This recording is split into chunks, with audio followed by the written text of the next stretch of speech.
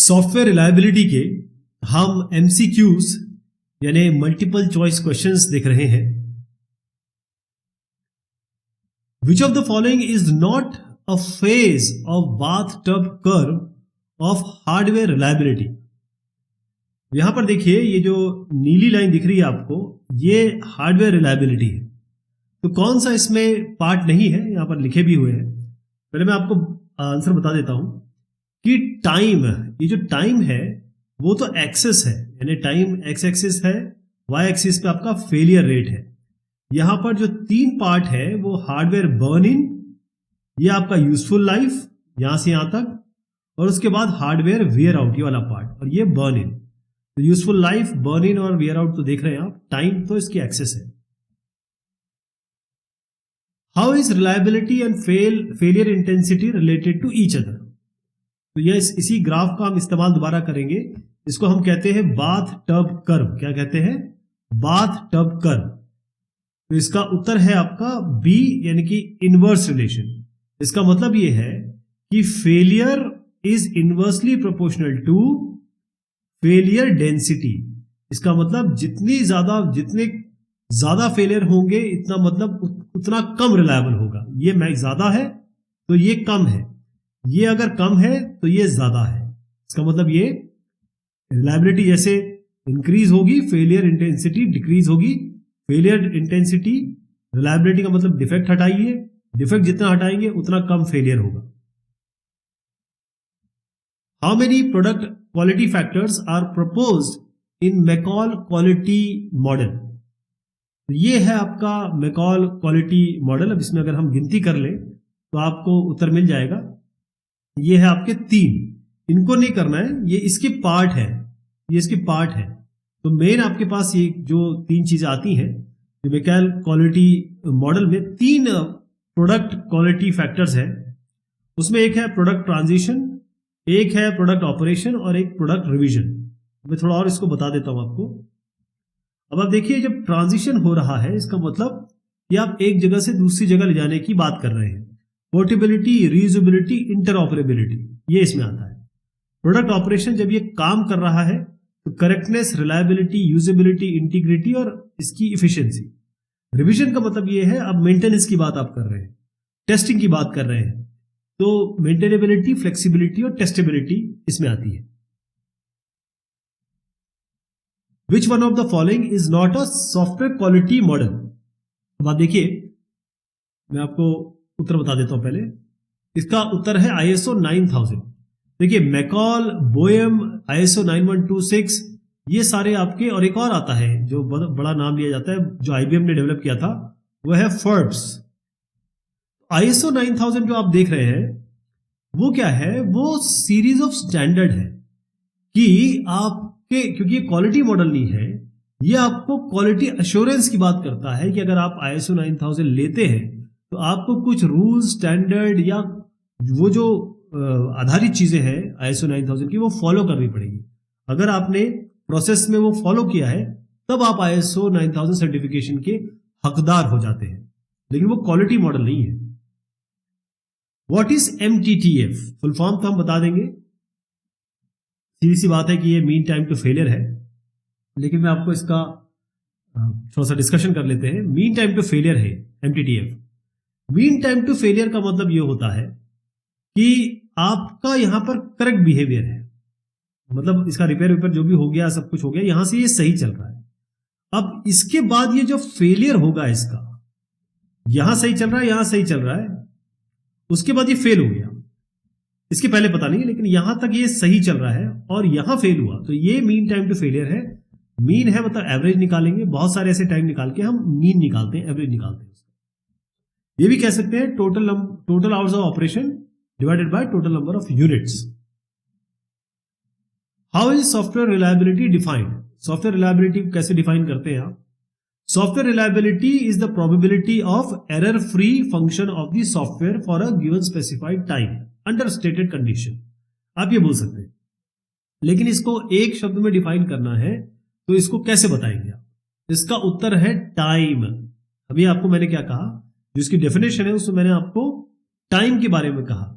Reliability का मतलब यह है कि कितने समय तक आप जब इसको मांगे तो ये आपको मिले, सॉफ्टवेयर काम कर रहा हो, इसी का मतलब है डिपेंडेबिलिटी, ट्रस्टवर्दीनेस। तो सॉफ्टवेयर रिलायबिलिटी ये टाइम कंपोनेंट से ज्यादा रिलेटेड है। आपके पास बहुत सारे मॉडल्स हैं, बेसिक एग्जीक्यूशन टाइम मॉडल है आपके, ये वाला जो आप देख रहे हैं लॉगरिथमिक, ये आपका पॉइजन एग्जीक्यूशन टाइम मॉडल है, बहुत सारे ऐसे मॉडल है, लेकिन टाइम इसमें की है।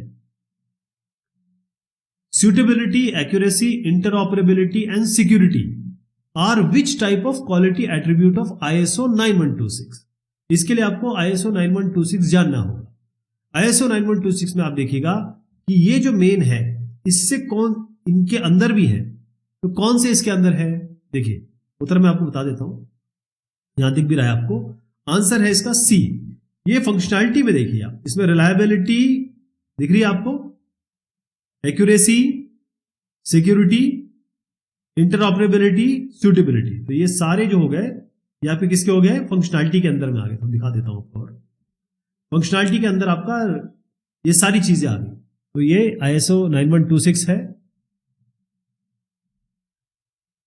Time behaviour and resource behaviour fall under which quality attribute of ISO 9126? Time behaviour और रिसोर्स बिहेवियर, अब वो किस में आ रहा है, पहले आंसर देख लीजिए, यहां भी आप देख पा रहे हैं, उत्तर है इसका एफिशिएंसी। चलिए एफिशिएंसी पे जाएंगे तो आप देखिएगा कि ये दोनों रिसोर्स यूटिलाइजेशन और टाइम बिहेवियर, ये रिसोर्स यूटिलाइजेशन और टाइम बिहेवियर ये इस एफिशिएंसी के अंतर्गत आता है ISO 9126 में।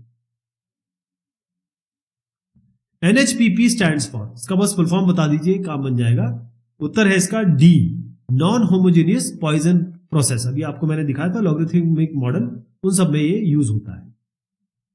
The CMM model is a technique to, CMM है कैपेबिलिटी मैच्योरिटी मॉडल। अब CMM के बाद आया CMMI, capability maturity model integration या इंटीग्रेटेड। ये है इसके अलग अलग लेवल, इसको आप ऐसे याद कर सकते हो IRDMO। अब अलग नाम है यहां पर, लेकिन मैं आपको बता देता हूं, initial, repeatable, defined, managed, optimized. लेकिन कई किताबों में इस तरीके से दिया हुआ है, initial, managed, defined, quantitatively managed और ऑप्टिमाइज्ड। तो ये टेक्निक किस चीज के लिए है, ये टेक्निक जो है वो है आपके प्रोसेस इंप्रूवमेंट के लिए। कैपेबिलिटी मैच्योरिटी मॉडल ये ऐसी स्ट्रेटेजी है ताकि जो आप सॉफ्टवेयर प्रोसेस करते हैं, या आप CMM दूसरी जगह भी इस्तेमाल हो सकता है, कोई कंपनी में भी इस्तेमाल हो सकता है, कि कौन सी आप वाटरफॉल मॉडल यूज कर रहे हो, आप स्पाइरल यूज कर रहे हो, आप एजाइल यूज कर रहे हो, इससे फर्क नहीं पड़ता। फर्क ये पड़ता है कि ये जितने भी आपके इसमें सॉफ्टवेयर प्रोसेस यूज होंगे, उन सॉफ्टवेयर प्रोसेस को इंप्रूव करना है, बेहतरीन बनाना है। जैसे यहां पर देखेंगे कि यहां पर प्रोसेसेस क्या है, यहां पर प्रोसेस प्रेडिक्टेबल ही नहीं है, यहां पर कोई कंट्रोल ही नहीं कर रहा है। आग लग जाती है, उसके बाद पानी डाला जाता है, यानी कि रिएक्टिव है, एक्चुअल में आग नहीं लगती है, बता रहा हूं आपको। उसके आगे आप चले गए तो यहां पर थोड़ा सा आप आगे जाएंगे तो यहां भी रिएक्टिव है, लेकिन यहां प्रोएक्टिव हो जाता है, यानी आप कुछ स्टैंडर्ड फॉलो कर रहे हैं। यहां आप स्टैटिस्टिकल और क्वांटिटेटिव टेक्निक्स यूज कर रहे हैं, यहां पर और इसको प्रोसेस को इंप्रूव कर रहे हैं। बेसिकली आप सॉफ्टवेयर प्रोसेस को इंप्रूव कर रहे हैं, ये स्ट्रेटेजी है। CMM is a strategy for improving the software process. Which one is not a software quality model, ये हम ऑलरेडी देख चुके हैं, इसलिए मैं आपको दूसरी तरीके से बता देता हूं। ये इसमें ISO 9000 जो है वो सर्टिफिकेशन है, ये क्वालिटी मॉडल नहीं है। क्वालिटी मॉडल आपका मैकॉल है, बोयम है और ISO 9126 है। How many levels are present in CMM, क्योंकि कैपेबिलिटी मैच्योरिटी मॉडल अभी आपने देख लिया, तो उसको आप बता सकते हैं, देख के भी बता सकते हैं। इसमें 5 आपके लेवल्स हैं, कौन से, IRDMO, ये याद रखना है आपको, initial, repeatable, defined, managed, optimize. यहां अलग नाम है, लेकिन इस तरीके से भी याद कर सकते हैं, कई किताबों में इस तरीके से भी दिया हुआ है। तो कितना हो गया इसका आंसर, देखिए IRDMO ऐसे याद करते हैं इसको, IRDMO। तो कितने हो गए sir, 5। Which level of CMM is for process management, तो इसमें IRDMO से अगर आप याद रखेंगे तो आप देखेंगे कि कौन सा इसमें प्रोसेस मैनेजमेंट पे आ रहा है। तो उत्तर इसका आया है ऑप्टिमाइजिंग। ऑप्टिमाइजिंग का मतलब ये है कि यहां पर ये प्रोसेस, यहां पर हमेशा प्रोसेस के कॉन्टिन्यूस इंप्रूवमेंट की बात चलती है। इसमें आप इंक्रीमेंटल या इनोवेटिव टेक्नोलॉजी चेंजेस करते हैं, इंप्रूवमेंट करते हैं, तो यहां पर आपको प्रोसेस मैनेजमेंट की बात चल रही है, तो वो कहां होगा? ऑप्टिमाइजिंग में। In ISO 9126 time behaviour and resource utilization are a part of. तो ये तो क्या रटना ही पड़ सकता है, मैं इसको देख के ही बता सकता हूं मैं भी, तो खैर याद कर लेते हैं। ये आपका किस में आता है? Time behaviour resource utilization. तो आप देखिए, इसको मैं यही बता देता हूं आपको, इसका उत्तर है वैसे एफिशिएंसी। ये आपका रिसोर्स यूटिलाइजेशन टाइम बिहेवियर, ये हम इसलिए बता पाए क्योंकि हम इस तरीके का एक क्वेश्चन देख चुके हैं। Which of the following is not a probabilistic model? उत्तर इसमें है आपका हेल्स्टीड कॉम्प्लेक्सिटी मैट्रिक्स। अभी मैं इसको समझाता हूं आपको, पहले आप ये देख लीजिए। हेल्स्टीड सॉफ्टवेयर मैट्रिक्स ये आपका डिटर्मिनिस्टिक मॉडल है, ये प्रोबेबिलिस्टिक मॉडल नहीं है। यहां पर क्या होता है कि मान लीजिए आपका कोई कोड लिखा है, जैसे मान लीजिए आपने कोड लिखा ऐड A = B + C।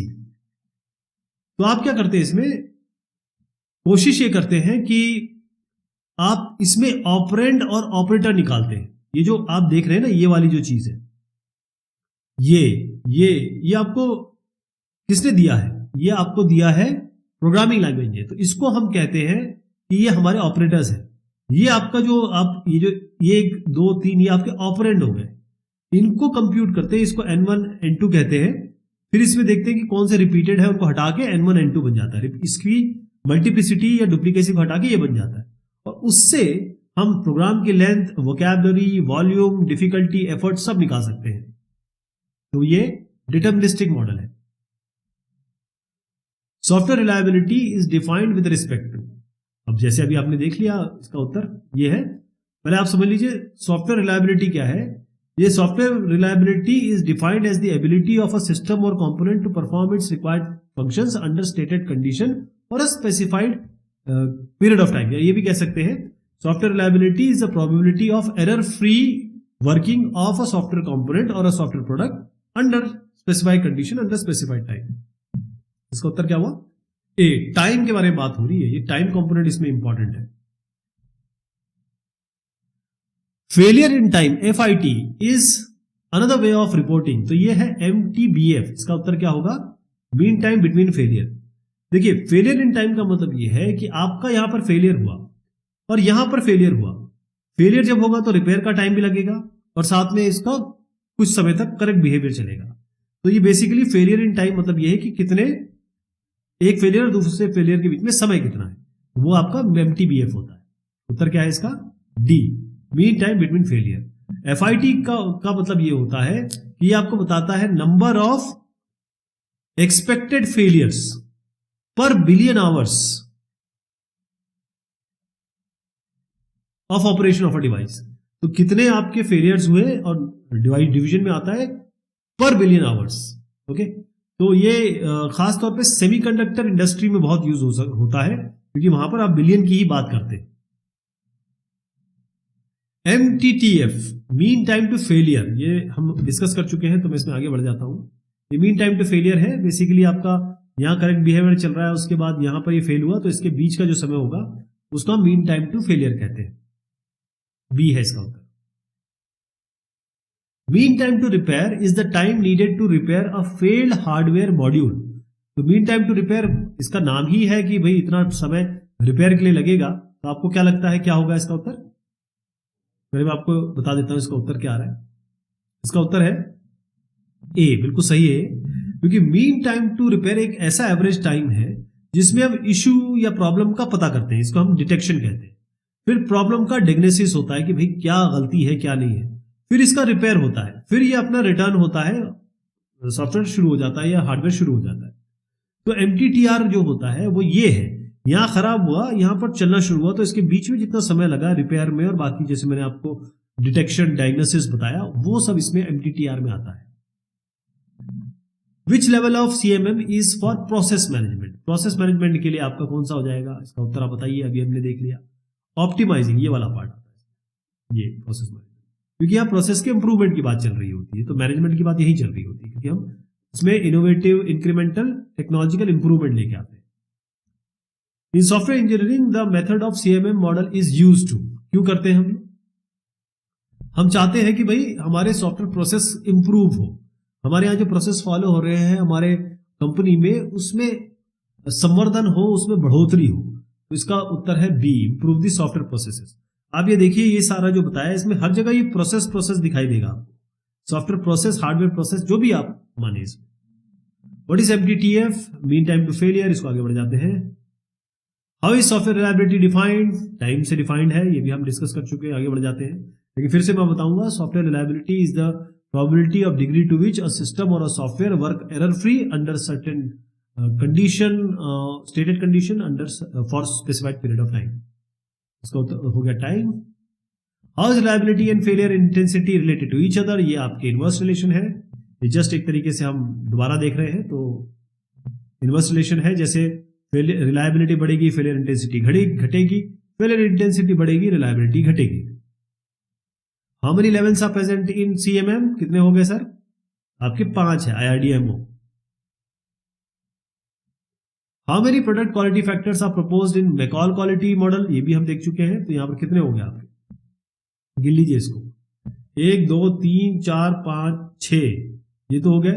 लेकिन ये तो हमने ISO 9126 बता दिया, गलत हो गया ये।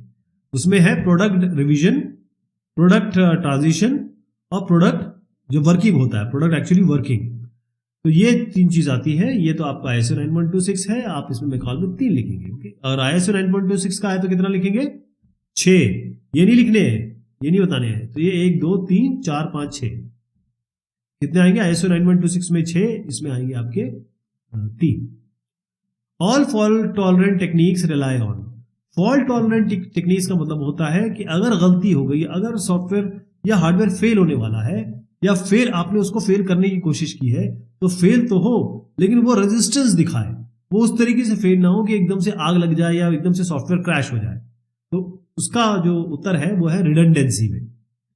देखिए, ये खास तौर पे आपके हार्डवेयर की तरफ ज्यादा जाता है, क्योंकि रिडंडेंसी सॉफ्टवेयर में आप रिडंडेंसी करें तो एक सॉफ्टवेयर अगर आपका फेल हो गया तो वही सॉफ्टवेयर दूसरा उसका वर्जन ले ले, ऐसा नहीं होता। उसको ठीक जब तक नहीं करोगे तब तक काम नहीं बनेगा। Which one of the following is not a software quality model? तो ISO 9000 ये क्वालिटी मॉडल नहीं है। ISO 9000 के कुछ स्टैंडर्ड्स हैं, ये दोबारा इसलिए मैंने बताया कि ISO 9000 को हम डिस्कस कर लेते हैं। ये बेसिकली आपको क्वालिटी अश्योरेंस के एलिमेंट बताता है जो आप बिजनेस में अप्लाई करेंगे। क्वालिटी स्टैंडर्ड या ISO के जितने भी स्टैंडर्ड्स हैं वो आपको बताते हैं कि आप एक पूरा डॉक्यूमेंट बनाइए हर चीज का और उसको फॉलो कीजिए। कोई भी बना सकते हैं आप, ऐसे नहीं कि ये कुछ बता रहे हैं। आपने एक प्रोसीजर, एक तरीका अपनाइए और उसको फॉलो करिए, ठीक है। ये जो एंटरप्राइज है इसको ये मानता है कि इसमें प्रोसेसेस चल रहे हैं। अगर आप ISO स्टैंडर्ड से कंप्लायंट होना चाहते हैं तो आपको वो स्टैंडर्ड जो भी आपने डिस्क्राइब किया, खुद ही डिस्क्राइब कर सकते हैं आप, उसके हिसाब से प्रोसेस चलने चाहिए। तो आपका ऑर्गेनाइजेशन स्ट्रक्चर होना चाहिए, जैसे आपका डायरेक्टर है, उसके नीचे डिवीजन हेड है, ऐसे होने चाहिए। क्या प्रोसीजर फॉलो हो रहे हैं, क्या प्रोसेस चल रहा है, क्या रिसोर्सेस हैं, ये सब लेट डाउन होने चाहिए। इसके अलावा quality planning, quality control, quality assurance, quality improvement, ये सब होना चाहिए। ISO 9000 तभी मिलेगा आपको। ये है इसका answer. Which of the following is not a phase of bathtub curve of hardware reliability? कौन सा नहीं है इसमें? मैंने आपको बताया था टाइम जो है वो एक्सेस है, इस पे काम करता है, बल्कि बर्न इन, यूजफुल लाइफ और हार्डवेयर वेयर आउट ये सारे हैं। तो उत्तर हुआ इसका time. Which of the following error detection checks is not a part of application detection? तो इसका उत्तर है हार्डवेयर चेक्स। तो इसमें खुद ही बताया जा रहा है कि कौन सा एरर डिटेक्शन चेक वो एप्लीकेशन डिटेक्शन का नहीं है, वो हार्डवेयर चेक है, वो इसका पार्ट नहीं है एरर डिटेक्शन चेक का। In ISO 9126 time behaviour and resource utilization is a part of. अब आप बोलेंगे बार बार क्यों आ रहा है, उसका कारण यह है कि सबसे ज्यादा यही पूछा जाता है। तो आप, क्योंकि इसमें कम भी है ना, तो रिसोर्स यूटिलाइजेशन और टाइम बिहेवियर आपका एफिशिएंसी में आएगा। तो ये हुआ इसका उत्तर सी।